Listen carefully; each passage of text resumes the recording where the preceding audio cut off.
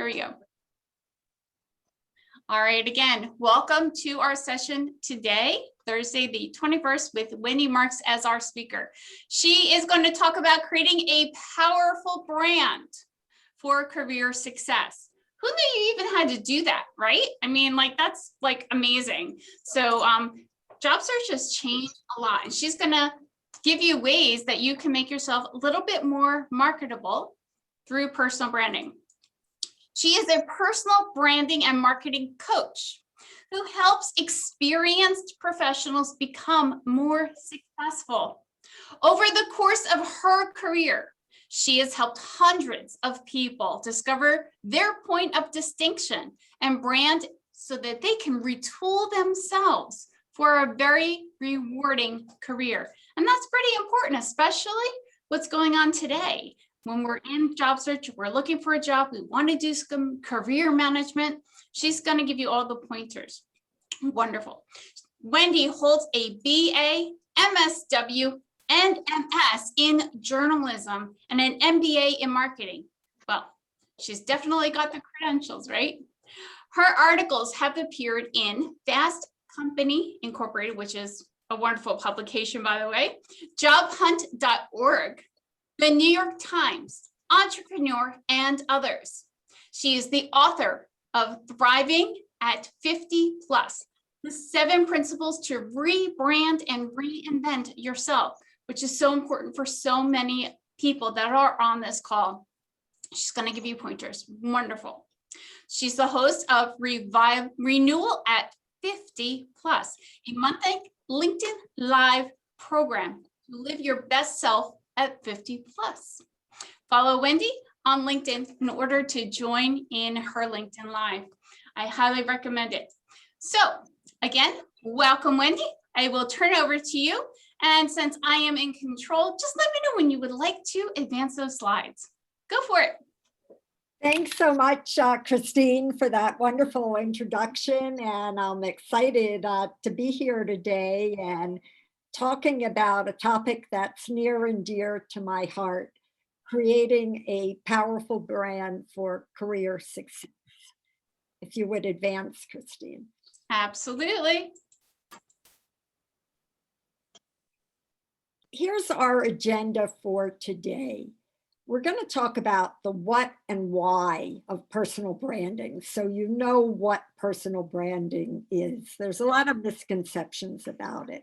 It's one of those buzzwords that people think they know, but they don't. I'm going to share personal branding strategies and tips. And please stay through the program because you'll have a special treat with a personal branding makeover, and we'll, of course, have time for Q&A. Okay, Christine. If you have a question during the presentation, Zoom is a little bit hard in the sense that if we all talk at the same time, you can't hear anything. So if you do have a question, please put it in the chat box and I'll be happy to relay that to Wendy as we are moving through the presentation. Or you can save your question for the end and ask it live to Wendy. All right, so we will try and get through everybody's questions. Sorry, Wendy, go ahead. Christine introduced me. This is a little bit about me. And I have this personal branding and helping people with their careers is my passion. And I'm hoping that I can help you a little bit today. And I often joke, Christine mentioned about my degrees, that I could make a lot of money selling some of my degrees in the black market. I've also rebranded myself at least 5 times, so I know whereof I speak. And my show, is Christine mentioned, is LinkedIn Live, is on LinkedIn Live, Renewal at 50 Plus. I put in the chat my LinkedIn. If you follow me on LinkedIn, you can join my monthly show, and I hope you will. All right, Christine. I want to talk a little bit about what personal branding is. And a lot of people think that it's marketing hype, that you go and you pound your chest, you go, aren't I great? Well, it's the exact opposite of that. It's delivering value. You want to be authentic. People see through you if you put on airs. Personal branding is your reputation, It's how you're perceived. It's also connecting with people, developing relationships, delivering value, and ultimately packaging what you do so you're very accessible to others. And we'll break all that down as we go through. That's on a high level. Okay, Christine. A fancy degree today, you can have the most perfect resume in the world, every accomplishment under the sun. And unfortunately, it's not enough because today you have to have a personal brand. The very first thing people do if they want to get to know you, thinking of hiring you, is Google you. And if you don't have a robust brand, you're truly missing in action. People make their impressions of you today on LinkedIn, on Google searches, and social media channels. And it's easier to get hired if you have a personal brand. In fact, 80% of employers admit to Googling potential employees before hiring them. Thank you. The world today is different. There's absolutely no job security, as I'm sure you all know. Meanwhile, 95% of recruiters say they use LinkedIn to search for job candidates and post jobs. 85% of hiring managers say a job candidate's personal brand influences their hiring decisions. 55% of businesses today are offering some ability to work remotely, meaning that you're typically out of sight. And if you're out of sight, you're out of mind. And there's so much more internet usage than there used to be. It seems to go up monumentally almost every day. I think everyone, this is one of the most important slides. This is really just a bunch of facts, and it's really important as you are doing your job search. Wendy shared some really great information, so please take note. Or if you want to hit your print screen button, you can do that and it'll automatically be in your mouse so you can put it into your Word document. Or check out the slides I'm going to share with you at the end of the presentation. And keep note that, what are we on? Slide number 6. This is pretty important. So keep that in mind as you are going through job search. And all of this means it's actually a great opportunity for you.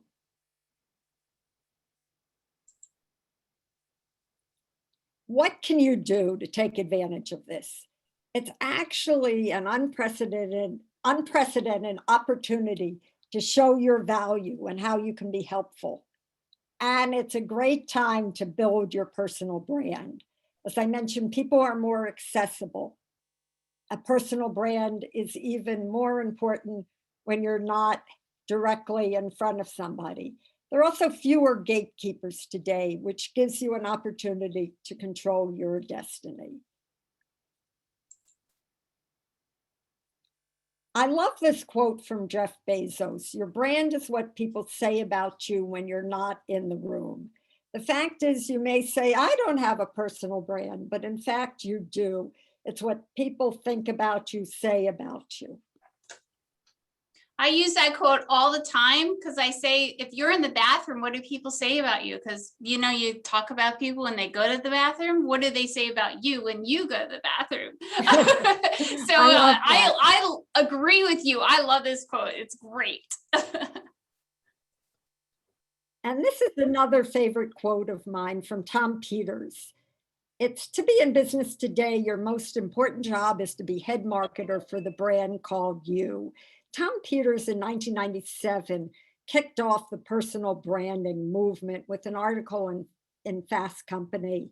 And I was very privileged to recently interview Tom Peters for an update of that for Fast Company. If you're interested in checking out either articles, just Google Tom Peters, Fast Company, brand called you, and for the update that I did, Wendy Marx, Tom Peters, Fast Company.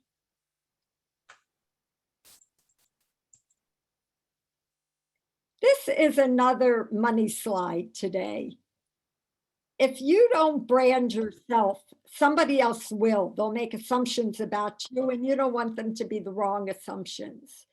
You want to direct your life. You don't want to be a passive onlooker. And a key way to do that is developing your personal brand. Wendy, that sounds like a lot of work, especially if you tend to be that introvert. You're not really shouting from the mountaintops, what your brand is or what you're about. It sounds like a challenge. Do you have any recommendations, or will you be getting to that? I'm going to be explaining how to do all this through the Very presentation. Good. Yes. In fact, you anticipated. There are 5 key strategies that I'm going to go through: introspection, creating, packaging, humanizing, and delivering your brand.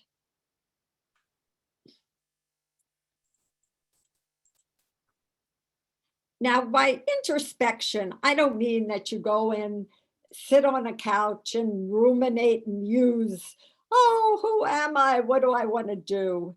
What you need to do is get some feedback. And I recommend you ask 4 to 6 people. These can be colleagues, people who know you from work. And you could ask a friend or two to describe you in a few words. And that'll give you a quick read on how people see you. So if you see yourself as a leader, they see you as a follower, and that's an extreme example, but obviously there's a disconnect there. Also recommend that you do a skills inventory. What that is to take stock of your hard skills. That would be things like accounting, bookkeeping, and soft skills, which would be things like communication skills, relationship building, and leadership. And just put a line down a piece of paper, hard, soft, and list your different skills. Because sometimes we take for granted what we're about, and you probably have more skills than you're even on the top of your head aware of. And then see where there might be some gaps. Are there some skills for a particular job that you might be interested in that you're lacking? And today it's so easy to gain new skills. There's so many opportunities online to take courses. And ask yourself, here are some questions. What areas do you excel in?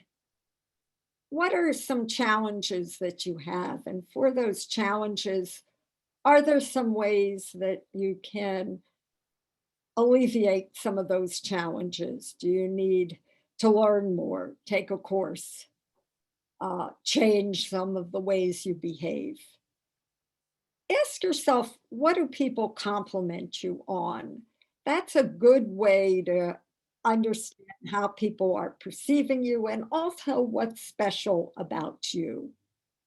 What's your passion? What do you enjoy? What do you consider your strengths? And are there some other skills, either skills you need to acquire or special skills of yours that make you unique, or in any case, make you an expert? I think that's very important, Wendy, because we go through life and it's like, well, of course I do that. Well, duh. And a lot of people don't have those skills or expertise, and you do, but you think of it as, like brushing your hair or your teeth, or it's just part of you, but yet it makes you important. And writing that down sometimes brings that to light. I just was pointed that out this morning, and I think that's very important for you to be able to visually see that, just like you said. Exactly. And all of you on this call have expertise. Yes. And by doing that exercise, as Christine was saying, it'll bring it to life. Also, as part of creating your brand, you want to look at your values, your vision, and your mission. It's important to stand for something. Also, what's your purpose? What do you want to be doing? What makes you get up in the morning? And what are your values? Part of your brand is being true to your values. And when you're doing this, be focused and simple. Don't overcomplicate it.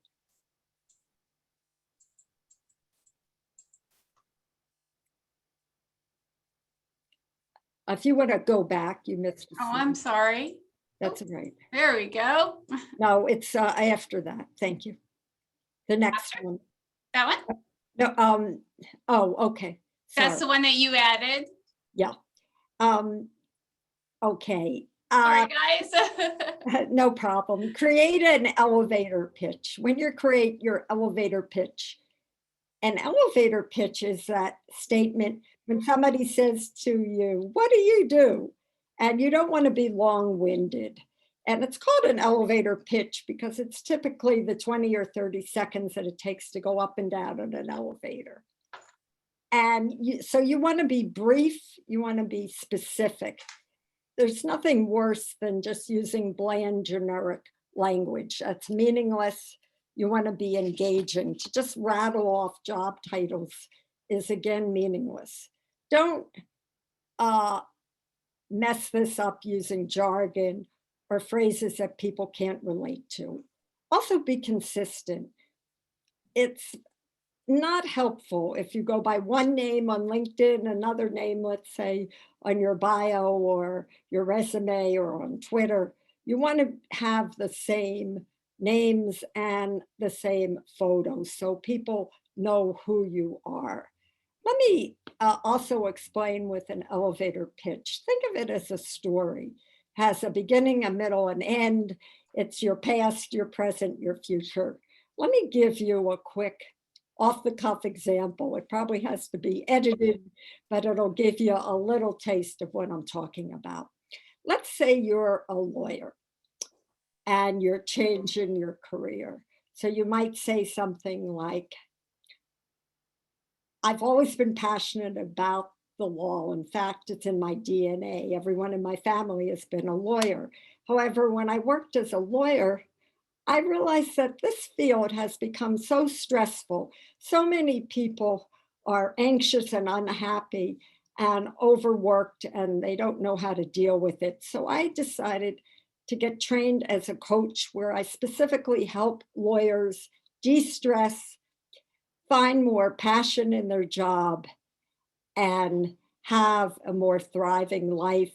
And my goal is to keep helping more and more lawyers so that they can have better lives. So that's just a quick, dirty example, probably could be edited, but it gives you some idea where you're explaining your passion. If you're shifting jobs, it explains why you have shifted, what you're doing, and who you're working with. And it's so important with your brand that you think about others. It's not just about you, but you want to be likable, generous, giving. I hear a lot of people say, Wendy, that I don't care, that I am who I am and take it or leave it kind of thing. How is that even likable or generous, as you had put it? Yes, it's not. You really want to be focused on the other person. And because, as I mentioned before, everybody has some special skills. And by not offering your skills and being helpful to other people, you're doing yourself and you're doing others a disservice. So it all comes back to being giving and generous. When you deliver your brand, it's important to focus on a niche. You can't be all things to all people. So, for example, I focus in my niche on personal branding and marketing for experienced professionals. And I try to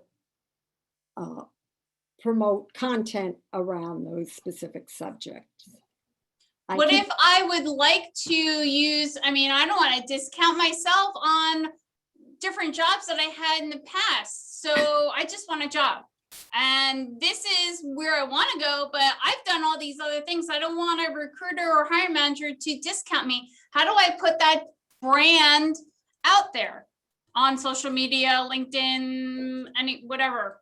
People are not just gonna, if you're an experienced professional, people are not just going to, in my experience, hire you if you're randomly posting different types of content. You again have certain areas of expertise. So it may be a few more than I just explained with myself, but you still want to showcase your expertise. No one can be expert in everything. And that's what you need to concentrate on. Thank you. You also want to be, as I keep saying, authentic. You want to express a little vulnerability. You want to be genuine, appreciative. Also, be consistent. You don't want to post and then wait a week and post again, because people have such short time horizons today that they forget about you if you're not in front of them. Evaluate what you're doing, pivot if necessary, and remember that video approximates face to face. It's the closest thing people have to being with you. And I know myself, for a long time, I was a video phobe. I didn't like using video. And I finally just said, this is ridiculous. And I started doing video and discovered to my amazement that I actually like it. So if I can do it, you can. And I urge you to give it a try. So what types of posts are most effective on, platforms such as LinkedIn? Just putting my name out there, or liking a post, or sharing, or what do I do? Yeah, I'm going to get into Okay. specifically LinkedIn as we move through this. Very good. Thank you. Now, how do you make your brand a good fit for a job? The easiest way to do this actually is to research job descriptions. So eyeball some LinkedIn profiles of people with the type of job you might want. Don't be afraid to do informational interviews. People appreciate if you reach out to them in the right way. You let them know how impressed you are with what they've done. Can you take a few moments to just ask them a few questions? Look how successful people in the industry describe what they do, and get some feedback. Feedback in terms of what you're thinking of doing and your approach.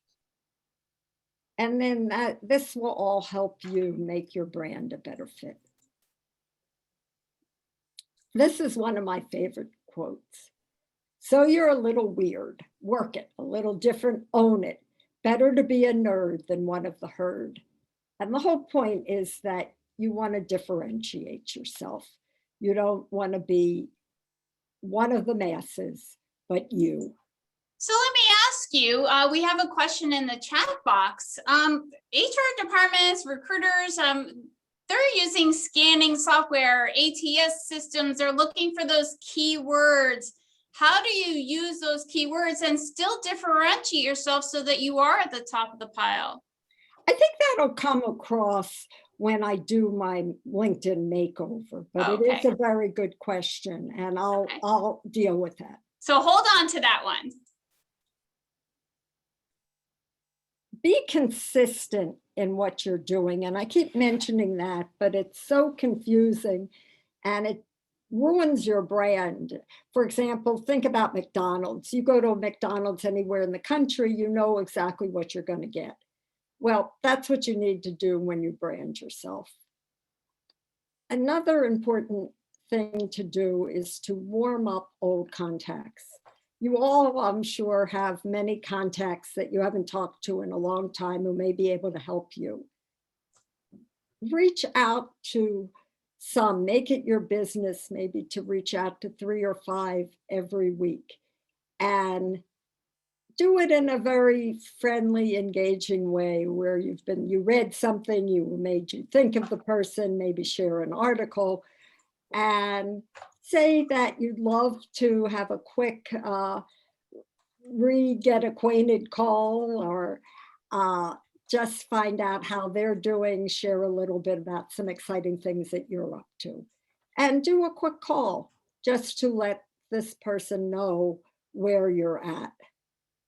And also create new contacts. Look for people in your industry, potential people who could help you in your own networking, and try to create 3 to 5 new contacts a week.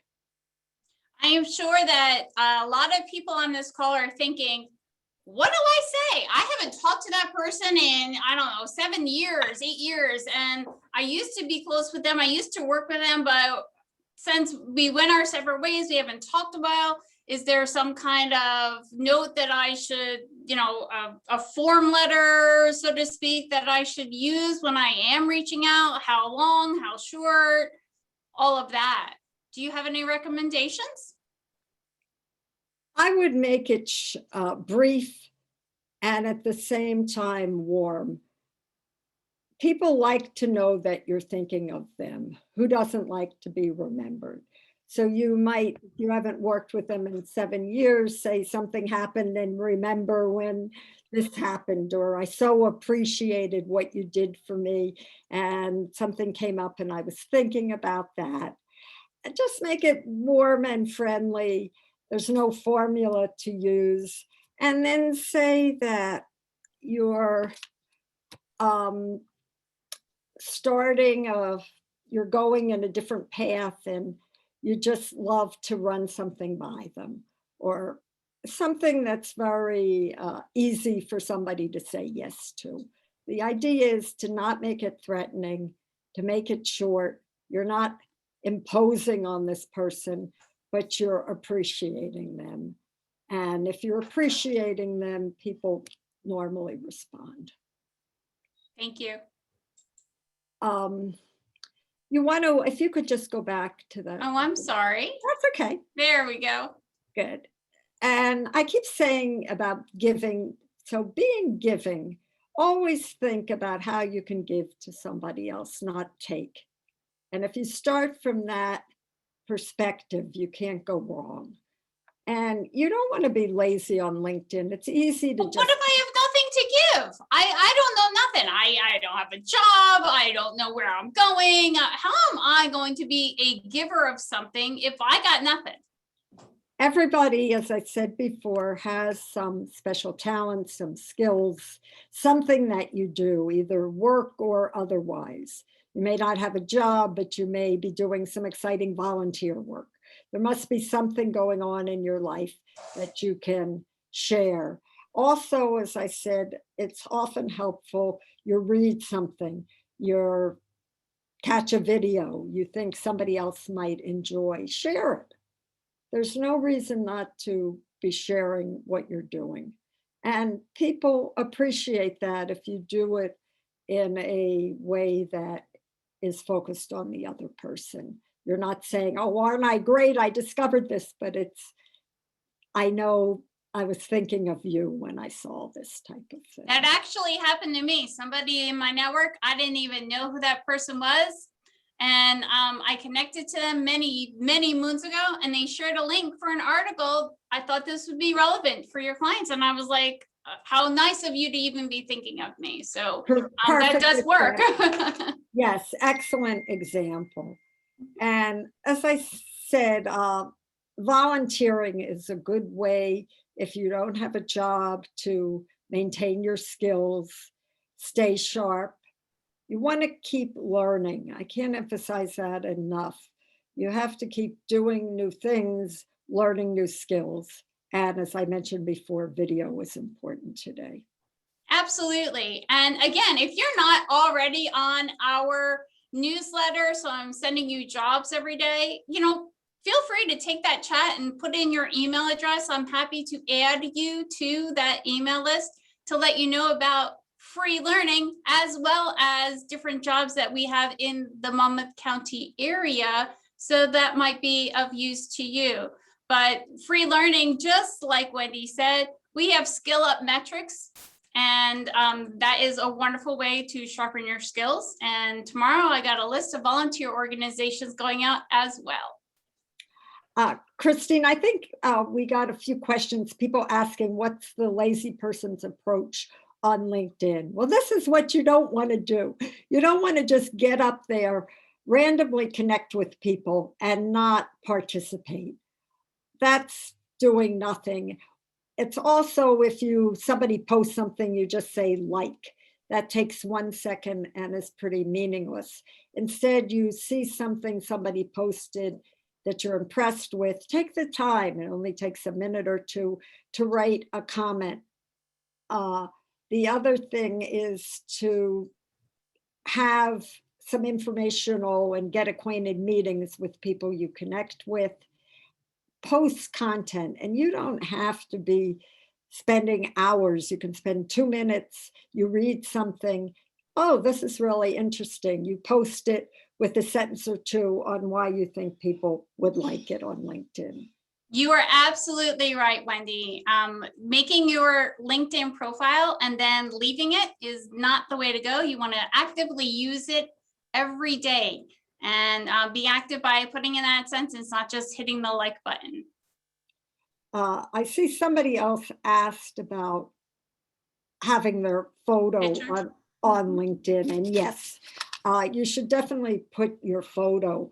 You can get a professional photo taken. It doesn't cost that much and it's worth it if you don't like the photos that you have. So it should look professional, but at the same time, approachable and engaging. Somebody else would like. But Absolutely. definitely do that, because otherwise you look like a non-entity. And you had mentioned as well, uncomfortable putting a picture on. A lot of people are. If you put a profile view so that your ear is showing as opposed to a straight head-on shot, you are much less likely to be stolen, your identity be stolen. So I would recommend that as well. Okay. All right, we could go on and on about LinkedIn. So we're gonna get there. We're gonna show you a live LinkedIn, what it looks like, and she's gonna point out a lot of different areas that could improve or that look great. So just be patient. Okay. A few other tips, if you could go.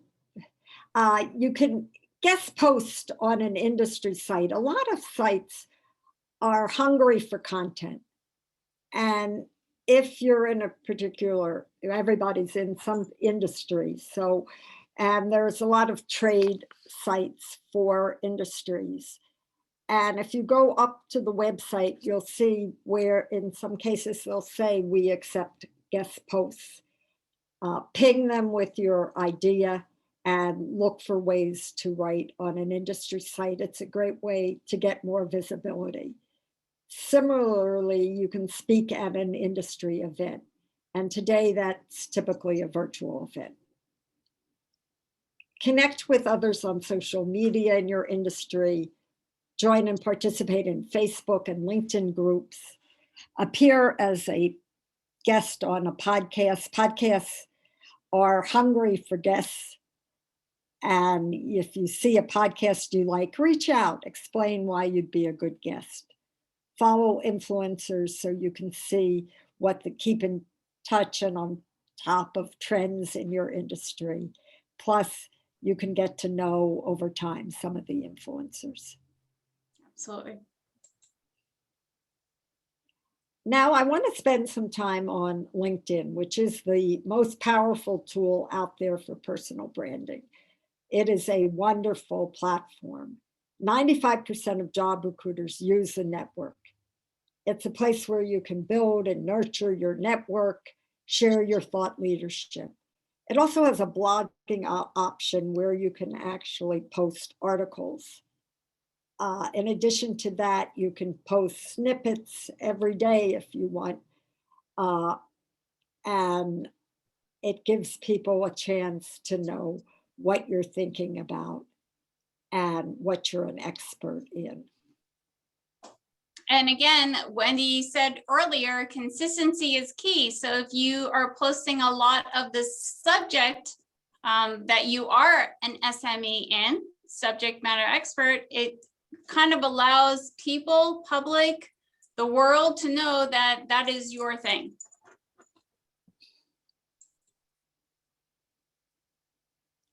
All right, here are some ways that you can be effective on LinkedIn. Use a recent photo. One thing that bothers me is you see somebody, and you've probably had this experience, somebody you know on LinkedIn, and you go, who is this person? Because they're using a photo that's 20 years old. I call it photo Botox. You don't need to do that. Be yourself, because if somebody meets you, they're going to know you're not the person from 20 years ago. Have an engaging headline. And in the headline, it's important that you use some of the keywords that recruiters are likely to use. How do you find those keywords? Look at job descriptions. What are some words that are frequently used? Look at other LinkedIn profiles.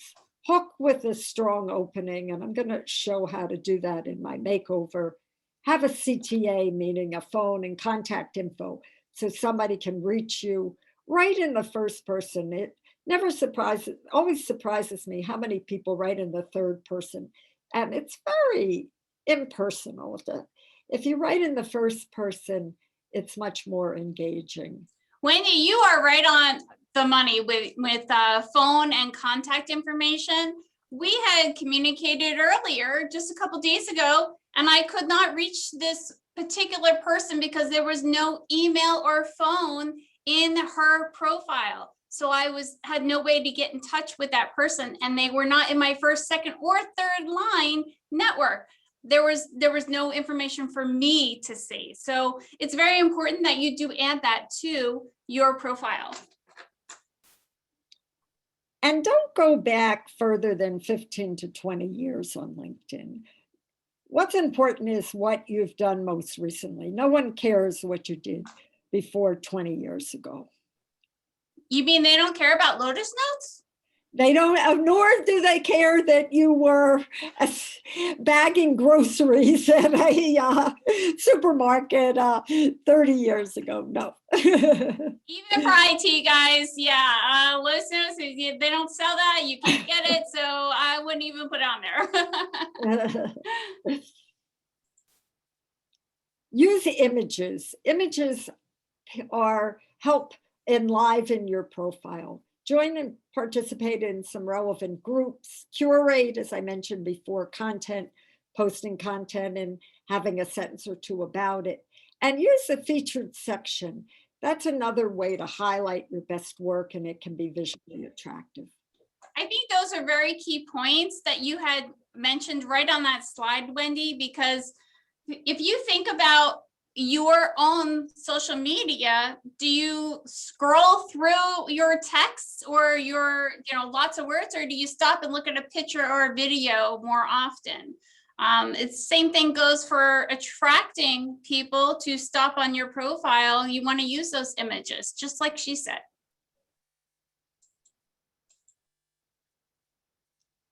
All right, Christine, if you could show, we're now getting up to the makeover, and if you don't mind showing Chuck Tompkins' profile. Okay. Hi, everyone. I can now see you. Give me 1 second, and I will share that with you.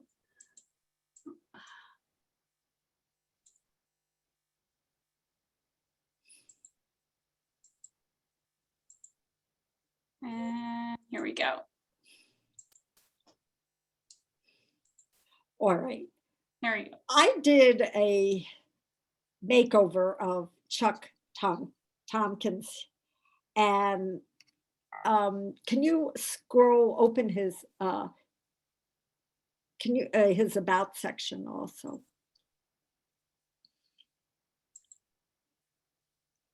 As you can see, it's just a lot of text, and it's not very engaging. And if you go up, one thing that he does is he has no background. He's using the generic background. He needs an enticing photo, something Chuck, and I'll explain a little bit about him, is a satellite expert in the satellite industry. And if he had a photo that showed that, it would be terrific. This is a huge marketing space for you to capitalize on. So leaving it blank is definitely to your disadvantage. So you want to have your photo and you want to have a background, just like Wendy said. Another thing is Chuck has branded himself as open to work. He needs to get rid of that open to work. That's the first thing that you see. What he also has is open to work lower down. Go up a little, Christine. Oh, sorry. It's okay. Go above that. There we go. And Chuck can make that available to recruiters only. So they see that he's open to work, but he's not branded as somebody who's open to work. And let's go back for a minute to the presentation. Okay. Sorry, I'm going to have to. There we go. Okay. Now, Chuck graciously volunteered himself for this makeover. So thank you personally, Chuck. You were a good sport. And Chuck is a highly experienced global risk manager. He has impressive credentials, who for 38 years worked for a leading satellite company. And most recently, he was director of insurance. And in March, he was laid off as part of a company force reduction. And his problem is that he thought he would stay at this job that he enjoyed, that he'd been at for 38 years for the rest of his career. And he never branded himself. And the whole objective here is to brand Chuck as a valued satellite insurance expert that he is. How do we do this? We're going to differentiate and position him, make him engaging. We're going to be focused. We're going to target the satellite and corporate audiences, use appropriate keywords, and have a call to action. All right, introducing the new Chuck Tompkins. And that was Charles Tompkins. He's Charles Chuck Tompkins. Okay, thank you. And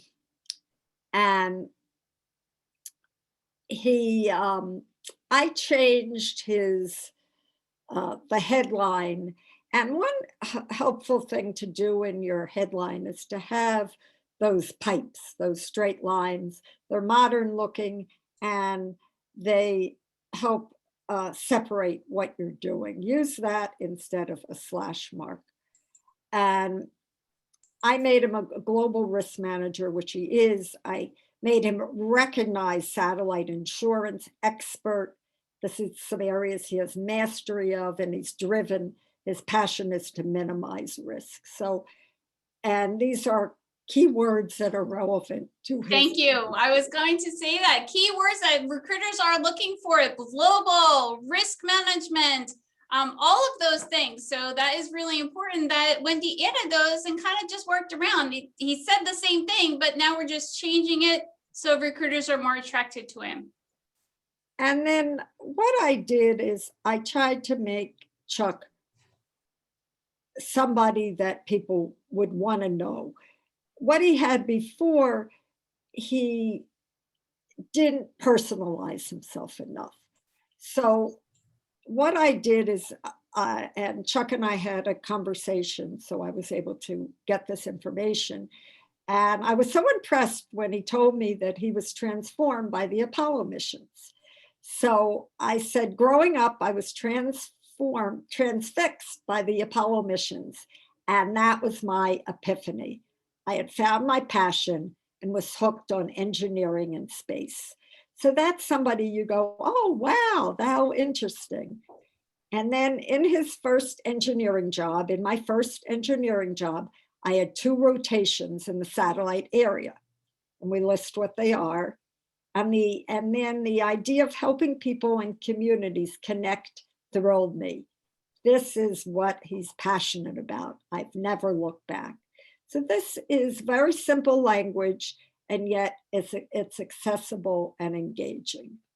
So Wendy, that might go along with one of our questions in the chat box of how do you tell people that you have a very long history in a particular industry, whereas the profile you worked on, growing up, I was transfixed by the Apollo. And so you are talking about storytelling, and you're not really saying that I have, 45 years experience right there either. You're able to relay that to a reader and grab their attention. Exactly. Awesome. Awesome. I hope that helps. And we're going to get to the comments as well. Should I move on? Yes, thank you. Now, I did hear it indicate here that Chuck is very experienced.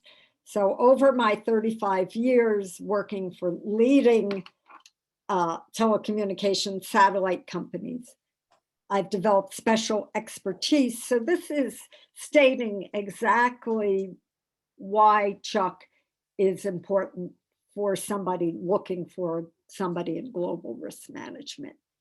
And he's very proud to, and this is why he's important again, he's proud to have prevented major telecommunications companies from significant operational expense increases. Now, because Chuck never thought he'd be looking for a job, he wasn't able to quantify exactly how much he saved people. If you can do that, that's even better. Start doing it now, guys. Just so you know, you're going to need it in the future. And then this again explains and is good for keywords. His expertise encompasses 3 pillars. We list exactly what those are. And then again, it stays personal. I'm grateful for all my accomplishments, but if I had to pick one, it would be creating, and then list what his accomplishment that he's most proud of is, and that he led a cross-functional international team to do all of this. So it indicates his leadership skills.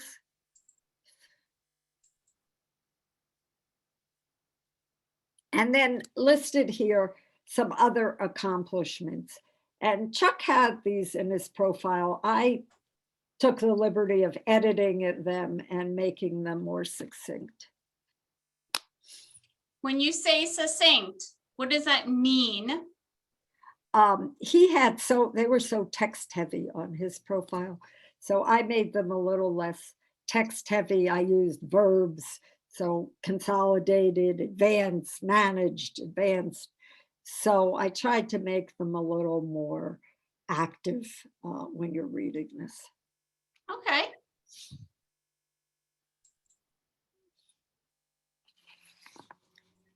And I want to indicate that Chuck is somebody that, despite over 35 years of experience, he is continuing to educate and learn. So I never stop learning. I'm proud to be a GE Six Sigma certified green belt. To ready myself for future opportunities, I continue to up my skills, taking courses in subjects such as. So this shows this is somebody who is not just sitting around, but he's taking a lot of action. Wendy, can we go back one slide where you had mentioned that he has, 2 slides here, over 35 years working for leading blah, blah, blah. Yeah. A lot of people that are on this call are worried about age discrimination. Is that something that's kind of screaming out you're old by stating a number?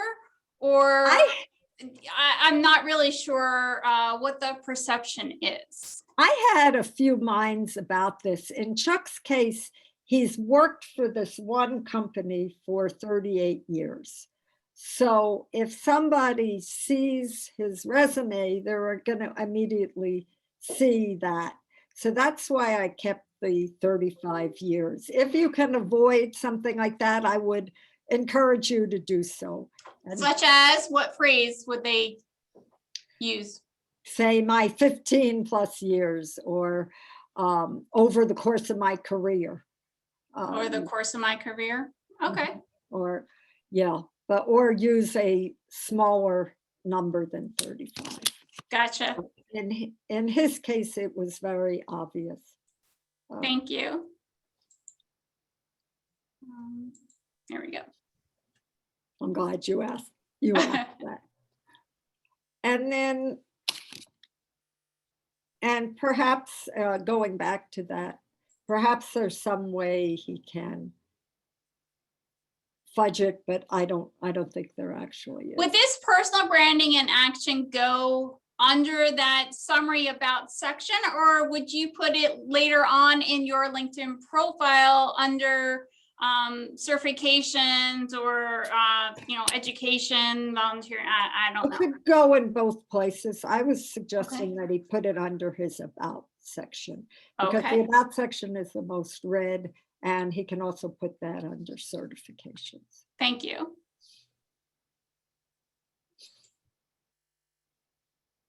And then I wanted to indicate some organizations that he's a member of.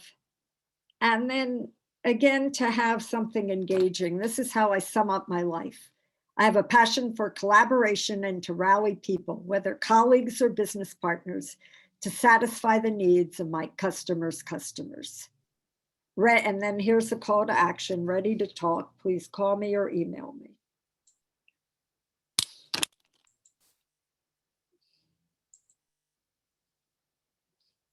And then I mentioned some of these before, other branding suggestions, the background, the eliminating that open to work circle, redo his most recent experience. It's very text heavy. He needs to highlight how he added value, that he worked for an industry leader, and show results if possible and be engaging.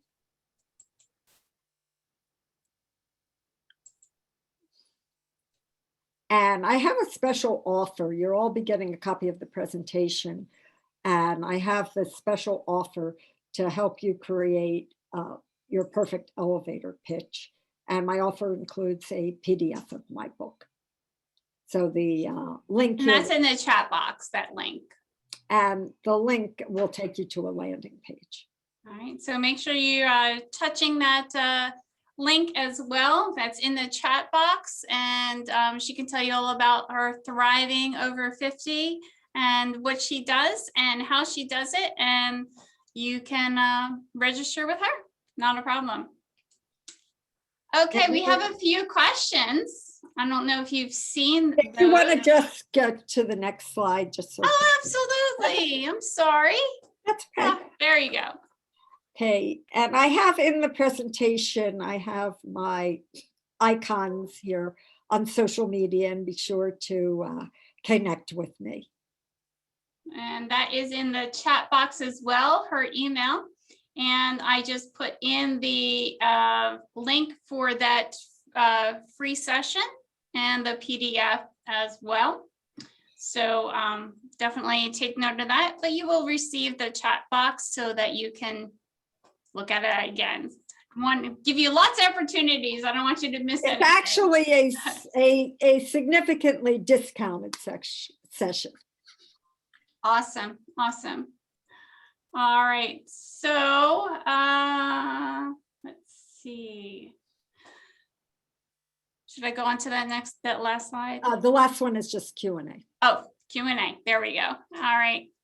So when we're talking about those years of experience, many of us know that there is age discrimination on top of race, religion, disability, and yada, yada, yada, all that stuff. It does happen. So combating that 35 years experience, can we also use that word extensive? Or is that a no-no? instead of saying 35, say, Yes. you could say my extensive experience so that you're not highlighting the 35. Somebody has Thank to you. do the math. I think All right. that's actually a good idea. Would you recommend putting the year of college graduation on Oh, your never. resume? No, Why? unless you graduated a few years ago. Why? Huh? Why? Do not put it, you mean? Yes, Oh, because of what you were saying, age discrimination. exactly. People will judge. Isn't that horrible? They do. It's horrible, but we have to deal with the reality that is. That's right. That's right. Absolutely. Do you put your resume in LinkedIn? No, Why? because I don't think it's necessary. I think that if you do your profile, your LinkedIn profile adequately, people will get a feel for you. Your resume doesn't really tell the story the way LinkedIn can, and I think it's more personal. I If agree with somebody- Wendy. And it doesn't let you cater it either, where you might Yeah. cater it to a job using their keywords for that particular company. LinkedIn is one and done. So Yeah. I agree. Yes. Next question. Why remove open to work? Open to work wasn't removed. It was removed from Chuck's picture because it makes his brand look like he's open to work. It's so visible. And what you can do, as I mentioned on LinkedIn, is keep open to work, but it's a little lower down, and you can also filter who sees that so that it would be open, say, to recruiters only. So what you're saying, Wendy, is keep the words open to work, but take the green circle Yes. saying bing, bing, bing, bing, open to work. I'm Yes. desperate. Come hire me. Yes, exactly. It looks like you're desperate. There's a lot of debate on LinkedIn from recruiters and hiring managers regarding that open to work circle, and the vast majority do not like it. Just letting you know. So even if you want to be found by open to work, putting it in words, as Wendy suggested, is a great option without hinting, hey, here I am, that desperation. So. Okay, I joined LinkedIn about 2 months ago. I'd love for you to critique it and welcome any suggestions. I have knowledge and skills, however, much personal experience. How much is too much? Well, we did talk about 10 to 15 years. The events in my life molded my character. How do I interact with others to help them and the woman I am today? However, not sure how much is too much. I know that we talked about that earlier. And again, if you go to the YouTube channel, I do address that as well in the beginning videos for LinkedIn. So if you would like a complimentary, I don't know, is that complimentary, Wendy? I'm not really sure. Oh, it's severely reduced price. And Wendy will walk you through all of the things and the hints to make your LinkedIn shine. So it does take work. It won't be done in an hour, I promise you. I wish it was. Should be so much easier to job search, but I'm exhausted. I don't know about you guys. Can we use icons in the about section of LinkedIn? Wendy? Icons meaning emojis, or I'm not sure what the person means by icons.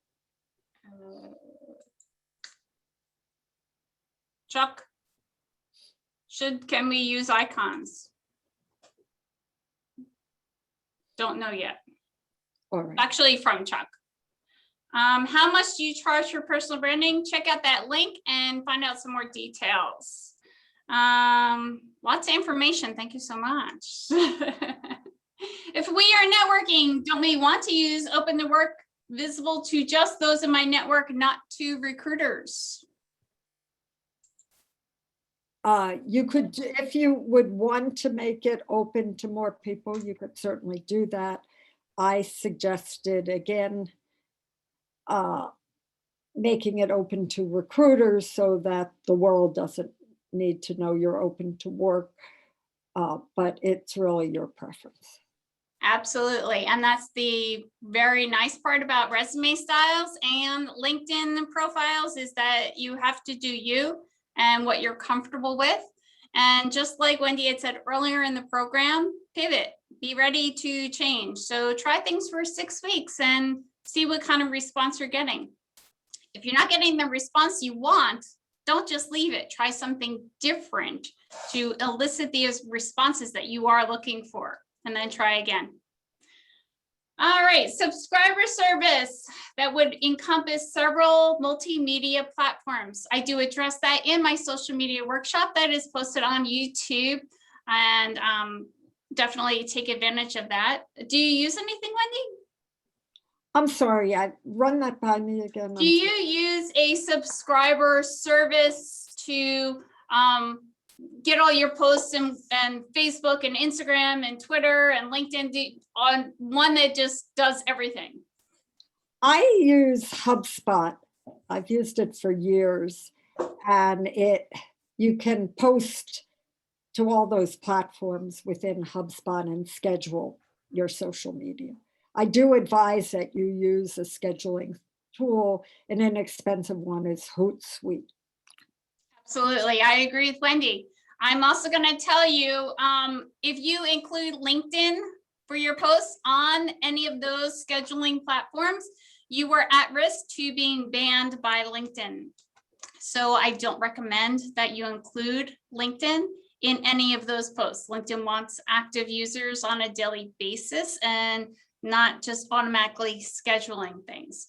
So you might not get caught. There's over 760 million people worldwide, but if you do, that might be it. So just keep that in mind. Take college years off LinkedIn as well as the resume? Yes. Okay. There will be a recording and sent to you with a link. Job applications are much different than your LinkedIn profile or your resume. And so you have to do what is right for you in your gut, whether you want to move forward or not, as far as birth dates or college graduations or any of that information. So keep that in mind.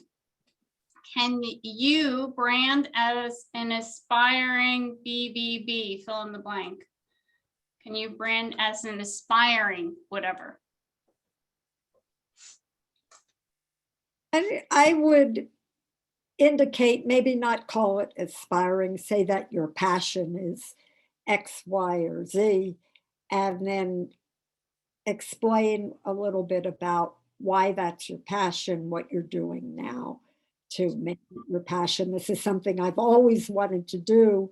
Now that my circumstances have changed, I'm able to do what I'm so passionate about. Is that for a certain age group, such as just graduating college versus somebody that is 50 plus, or somewhere in between? Or does that kind of go across the board? Like if they just graduated with that college degree, they're still aspiring because they haven't done it yet, even though they have a passion for XYZ. Yeah, you talk about it a little differently if you Okay. were just out of college than somebody who's had a Yes. multi-storied career. Okay, very good. Retire in the wealthy important, which is against the law. We know that. Should North banner be eliminated regardless of your, should the open to work banner be eliminated regardless of your profession? Thoughts? I would not put that banner on your profile.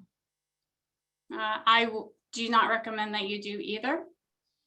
You can still do it. That's okay. Let's see. How do you brand yourself as a career change? I had a great career, which I left to be stayed home for 15 years And then I went back to work, but it was eliminated. It was no more. So how do I start all over again in a different industry, different career? How do I explain that gap that happened?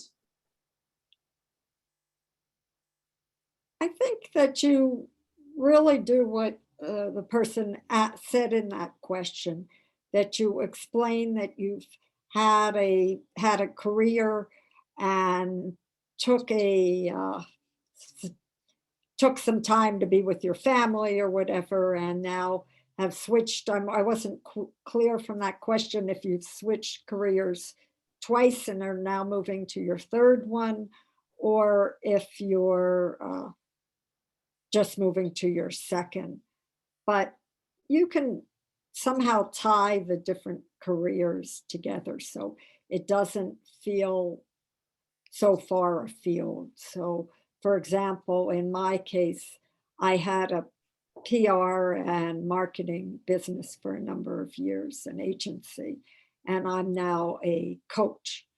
So I indicate that I am now taking the skills that I've uh, been able to share with businesses and applying them to individuals. So what that- would you use, like when you were starting out, you've been doing this for a while as a career coach, but you were transitioning from marketing into coaching, or, whether it be a job seeker or a business. What did you use for a headline? I used what I'm doing now, and my headline actually has evolved only because it was a bit of trial and error till I got something I really liked.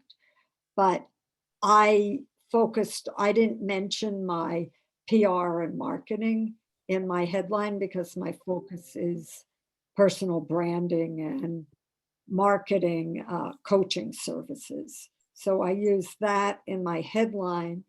Then in my about section, I talked about how I was taking the skills, a lifetime of skills in PR, marketing, and also mentioned my psychological savvy with my social work skills, my writing skills. Sounds like a lot of stories there. I've had a lot of career changes, and I somehow was able to combine them so that it made sense. The point is that people want a coherent story. And if something you did that you can't possibly fit it in, it's so left field, sometimes you have to edit and remove it. So how would you leverage any volunteer things that you did into your experience? Or I'm very strong at SME, even though you weren't paid for it, does it still go in the volunteer section at the very bottom where no one's going to see it? Or like, how do you put that in words? I would put that in your, if it's something that is what you want to do, you're not being paid for it, you're doing it as a volunteer now, I would put it in the about section as well and indicate that you're been doing this in a volunteer capacity and have gotten so much out of it that you now want to make this your career or something like that. But I agree. That's huge. That's huge. And it gives you a lot of background about who you are and what's important to you and your passion. So let me ask, should your salary or per hour pay or salary expectation ever be posted on LinkedIn? no. No, I agree. No. I think you're my twin. We're very much alike in our thought process. All right. How do you explain a gap in your working career? That's all it says. See if it depends on what you did during that gap. If you were strictly unemployed, see if there's some way to get around it. What I did, one of my clients had a gap period, and what we did is we made him a consultant during that time. And he was doing a little consulting work. It just was a little, but we made it over 5 years because he had all these gaps, and we indicated some projects under that. So there are ways to massage it so that it's not obvious. What does all-star mean on your LinkedIn profile? I have no idea. I will tell you. Oh, I'm a LinkedIn expert too, by the way. It means that your profile is 90 to 100% complete. oh, You have answered all your questions that anybody coming to your profile would see. So that's what all-star means. And if it's less than 90%, 87%, I think, it will not say all-star. So Okay. you want to get it to all-star because you actually do go to the top, near the top of the pile, as opposed to somebody that does not have all-star status. So you want to try and answer as much as you can. Thank you. You're welcome. See, I learn, you learn, we all learn. That's awesome. Okay, I have put a career pause in my resume. Do I need to put it on LinkedIn as well? Career pause. Do I put that on LinkedIn? I wouldn't highlight any career pause. I don't see the point unless you did something amazing during that pause. If you went to Africa and worked with poor children or something like that, but otherwise, I don't see a reason to include that. Someone had asked earlier about commenting on a post. If my friend in my first line makes a post and I see it, and then I can like it or share it or applaud it or all the little icons that LinkedIn has, but then posting on it, does that help my profile? If you're posting on somebody, on what somebody else did, Yes. it helps you get more visibility on LinkedIn so that, and it does appear on your profile, it shows your activity. So anybody looking at your profile will see that. I agree. Actually, that means a lot more than just hitting the like button, actually commenting and not saying, great post, Charlie. If you say that over and over again, they're going to think a robot is doing that and you will get credit taken away. So you want to make it thoughtful and insightful, your comment. And then if you take the post, because it's so awesome, and share it, that really means a lot too. So, all right. Let's see. What do you think of having, quote unquote, an Easter egg on your resume or unrelated experience that there as a hook or talking point from an interview? I'm not sure I understand. I'm thinking, and please correct me if I'm wrong, you know, having an Easter egg, like again, a gap that has nothing to do with it. I am a dog groomer by trade, but worked at Target as a retail person to help pay my mortgage during COVID, but I really want to go back to dog grooming. Has nothing to do with the two. They're very separate, but yet, how do you explain that? It depends on how long you were doing this. If it was a short period of time, I would not mention it. If it was a long period and it's totally unrelated to what you want to be doing, see if there's some way to somehow connect the two. I'd also, perhaps you were at the same time you were doing this unrelated, you were doing some related volunteer work, something, you want to try to have a connecting thread. So it's hard to just talk about this hypothetical without seeing it, but you don't want to have a story that goes left and right. You want it to try to go straight. Otherwise, people can't follow it. I agree. And it will just be very chaotic. And think about, again, your Facebook or Instagram post and the people you're following.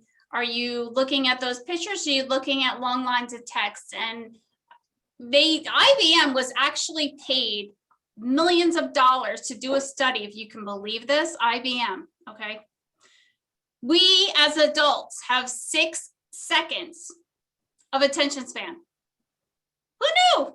They did a study and they proved that adults in America have 6 seconds of attention span. So you have 6 seconds to grab somebody before they move on to the next fuzzy object. And LinkedIn is a way for you to do that with your words and painting a picture. And you know, if I say just do it, you know who that is. You know who I'm talking about. And I'm not talking about McDonald's. You know that.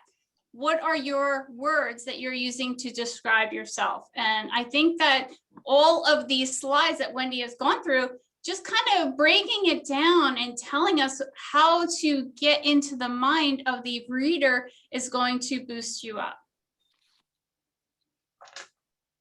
All right. Okay. A lot of questions are coming in that, you know, you took time off to take care of yourself, take care of a loved one, somebody was sick, somebody had COVID, we had multiple deaths in the family, and it might even be before COVID, and that's okay. Childcare, whatever it happens to be. Keep in mind too that recruiters are human beings.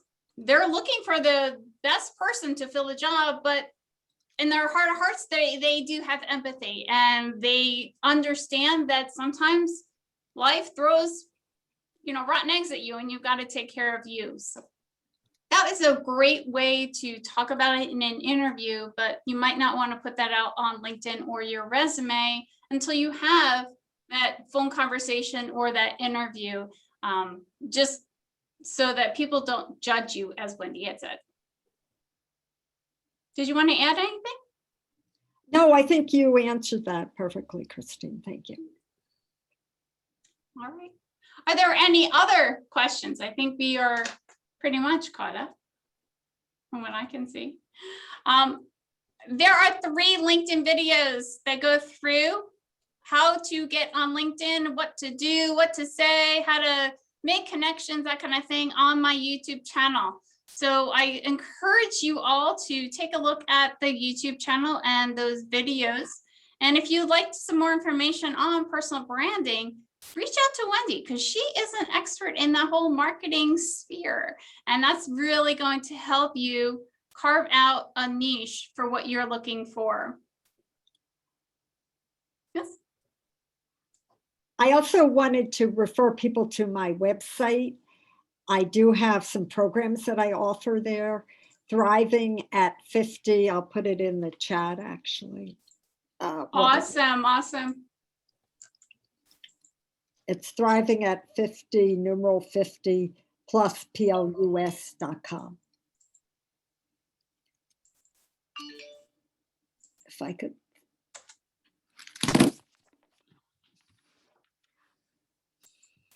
Very good.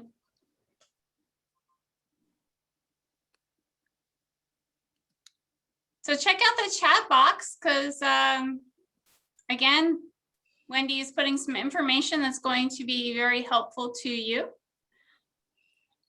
And I love talking about this, so I'm also going to Awesome. put my email in if somebody wants to follow up that way too. Absolutely. And I do recommend sharing with Wendy, following her, seeing what she's all about, seeing what she's posting, because remember, we're getting information from who we're following, and attending her LinkedIn Live episodes, because you're going to get even more than what you got today from LinkedIn, from Wendy, regarding LinkedIn, its usage, marketing, personal branding, and introducing yourself through that elevator pitch. So that's definitely a place to start if you have not yet started, or you want to reinvent yourself and reinvent your brand. Wendy is the woman.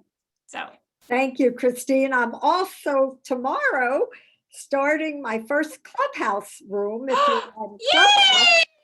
All right, if you're not in Clubhouse, whoa, my goodness, there are so many great I'm at speakers. my That's Clubhouse awesome. is just simply at Wendy Marx, and I'm going to be co-hosting it with Evan Kirstel, who is Mr. Connected. He has over 500,000 followers on social media. Wow. Wow, And- that's awesome. I'm so excited for you. That's great. And we're going to be talking about boosting your career as a 40-plus professional. Awesome. Well, good for you. I hope that works out very well. I'm Yeah. on Clubhouse too, and Well, that's a great join us. platform. I'll be sure to make sure I follow you, and I'm going to put my Clubhouse here. Yes, please do in the chat. That would be awesome. Yes, I did. Can I say something? I had a problem with my chat, and I had a couple of questions. I'm going to include the chat with the link to the video, so you'll be able to see those questions. Go ahead. Yeah, but I had a question. How important are numbers when you end up describing yourself in terms of broadcasting yourself, in terms Thank of you. what you've done? What do you mean by numbers? Okay, well, for instance, if somebody's in sales, would it be very important to end up indicating how much they generated in sales, et cetera, things of that nature? Yes, if you can quantify things, it's very helpful. As I indicated with the makeover, Chuck didn't have the data to be able to quantify what he's done. But if you can say that you doubled revenues or do something that really hits home what the results were, that's helpful. And if I can say one more thing? Yep. A couple of days before I heard about the branding, I ended up calling up 101.5, and I was speaking to the morning show, and they were talking about unemployment, and I was suggesting that in order for people to continue to be on the unemployment, they should be doing seminars on rebranding themselves so they make themselves more marketable. And he then poo-pooed me. He didn't go into this, and sure enough, 2 days later, I find out about this. Well, I thank you for joining us. I can't speak for politicians or radio announcers or any of that. I've been in job search before, and Wendy has changed careers and been in job search before, just as you are in job search. And we know how hard it is, and we know what needs to be done. So instead of listening to the experts, I think that following people that are SMEs in different areas is going to be a big help for you. Absolutely. Can I say one thing, if you don't mind, please? Yes. I would I would like to see how much Wendy charges for a one-on-one service. Would like to know that. You can go to our website and you can see some information. Yeah, I have pricing information actually on my website. Yes, go to the website. Could you Go to the website, because we're not going to have a one-on-one conversation. Okay. Yeah. And I put the website is in the chat, what my Okay. website is. Let me see. And you will get it once again from being on this call. So no worries if you missed it today. Okay. Thank you, Christine, and thank you. You're Wendy. welcome. Thank you so much for coming and educating. Again, you guys that are here, especially to the very end, are light years ahead of everyone else that's not getting the information. Just as someone spoke about, if you're listening to politicians, you're listening to radio and unemployment, or what, they're not giving you the right information. So you want to reach out to those SMEs in different areas to get what you need so you can be happy and you can land in a job that you love. That's our goal. That's always been my goal since I started working here. So please, if you have a question, check out those YouTube videos, check out Wendy's site and many, many others that we do talk about that are listed on the YouTube, and you're going to go far. You really are. So, all right, very good. Wendy, thank you so much for coming, and I do appreciate you sharing all this information. So I will share the PowerPoint slides, so you have them, as well as the chat box and the URL to this recording as soon as Zoom gets around to posting it to me. All right, everyone, have a great afternoon. Thank you. Hope to see you for our next event. All right, take care now. Take care. Bye. Thank you, Chris. Bye now. Bye. Bye. Bye.